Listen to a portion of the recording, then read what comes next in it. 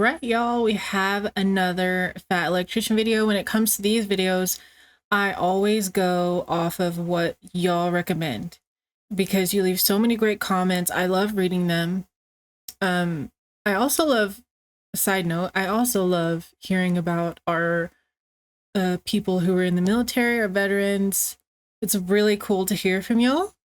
And some of you were kind of in these events of the past videos. It is so cool. So thank you for leaving those comments. This video is chicken powered nuclear landmine. I think I said this in another one, but our military really gets into some crazy shenanigans that somehow end up working. I don't know if this worked or not, but I know it's going to be funny. It's going to be interesting. So let's get going. The chicken-powered nuclear landmine. That'll get their attention. All right. Absolutely. What? Here's the deal. Once upon a time on April 1st, 2004, the British government, aka America Original Recipe, came out and declassified a bunch of documents from the Cold War. Among those documents were those pertaining to Operation Blue Peacock, more commonly referred to as the chicken-powered nuke. Wait. What did it say? Cold War bomb warmed by chickens. The first part says plans to fill a nuclear landmine with chickens to regulate its temperature were seriously considered during the Cold War. Referred to as the chicken-powered nuclear landmine. And I know what you're thinking. April 1st is April Fool's Day. Clearly, this was an April Fool's joke, right? Wait, wrong. Really? So wrong, in fact, that the head of the National Archives had to come out like a week later and release another statement saying, and I quote, "The civil service does not do jokes." Which is honestly probably the most British thing I've heard in my entire life. To come out on April Fool's Day with a straight face and not as an April Fool's joke, saying, hey guys, we spent a bunch of your tax money making a chicken-powered nuclear landmine. Also, we're just going to pepper in at the end that we're called the civil service, which literally means to be polite, because there's nothing more polite than trying to make a bunch of extra crispy communists with a fucking nuclear landmine. It's so much dry humor that it's physically painful. So what on earth would compel the British government to make such a foul weapon? I don't care. I'm proud of that dad joke. I think it was impeccable. Jesus Christ. Real quick, this video does have a sponsor because, well, we're talking about... Okay, one thing to note is it's finally not us doing it. Killing animals, which means that PETA will be coming after me with their cool, clammy, iron-deficient hands. Don't touch me! Get your slimy souls off me! So this video is brought to you by AccuFire Technology. They've got all different types of optics. They've got red dots. They've got variable zoom rifle scopes. I just picked one of those up for myself. They even have this super cool clamp-on thermal optic that I got to shoot last time I was down in Texas. So if you are looking for any of those things, I would highly recommend AccuFire Technology. Back to the video. Anyways, it's all because it was the Cold War in the 1950s. Germany was still split in two. The wall was still up. The Iron Curtain was still drawn. There was East and West, hungry and fed, you know, the whole shtick. So naturally, Great Britain, just like the US, was coming up with all kinds of ridiculous strategies on how to stop Soviet expansion should it come to that. And one of the ideas they had was to have a nuclear minefield. And for a nuclear minefield, you need nuclear mines. So I just realized what that even means. Nuclear landmines? Oh my God.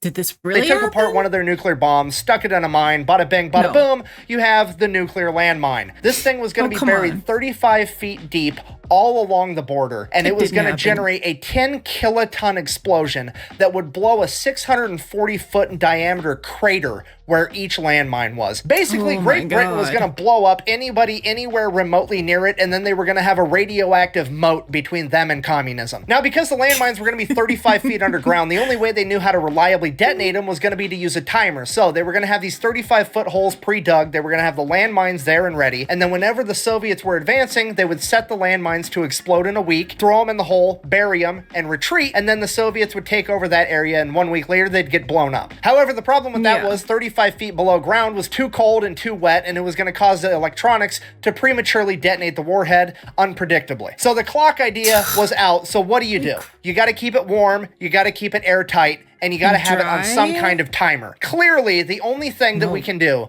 is to pressurize this landmine inside of a fucking capsule. And then inside of that capsule, we're going to put some chickens with enough food, water, and air to survive for a week. That Why the chickens? Why does it have to be chickens? That way, when the chickens die inside the landmine from dehydration, starvation, and suffocation, their body heat is going to dissipate, the landmine's going to get cold, and then it's going to blow up. Fucking science, I guess. I like this is the craziest fucking quack bang in the history of humanity. If you think Schrodinger's cat is interesting, fucking Britain's chicken landmine blows that shit out of the water, okay? You're not going to have to guess whether the chicken is alive or dead or both all at once. You're going to fucking know when the chicken dies, okay? Could you imagine being a Soviet soldier hanging around thinking about eating lunch or, you know, whatever communists do? It's been like 6, 7, 8 days since your last big offensive when you took some land, and then all of a sudden all you hear is...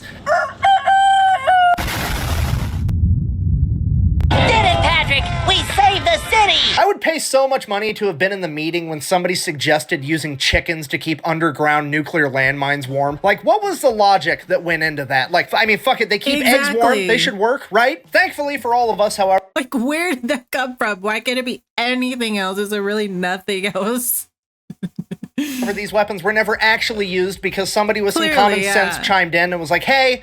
maybe we shouldn't be leaving nuclear booby traps all over West Germany. And then apparently everybody came to their senses, said, yeah, that's probably a good idea. I presume muscle memory then kicked in for the British because they took the only remaining prototype and put it inside of a museum. So yeah, that's it. That's really all I got. I guess in conclusion, even death tastes like chicken. Thank you for watching. Best way to support the channel is go buy some merch at thefatelectrician.com. Quack bang, out. Wait a minute. So it's in a museum right now? That's great. Imagine if they actually did this, Germany would be destroyed. Like, at least that area would be.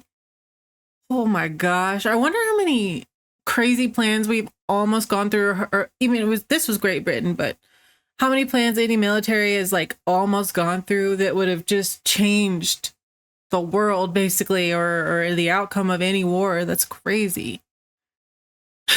It's also really funny. Yeah, I would have liked to be there. These mad scientists. I mean, I guess it takes a mad scientist to come up with any of this stuff, really. Yeah, that was really good. It was only 5 minutes long. Let me know if there's anything else you want me to watch. I mean, all of his videos are great, so you can just recommend any of them to me. I will likely check it out. And make sure to subscribe to both of us if you like the video, and I will see you next time.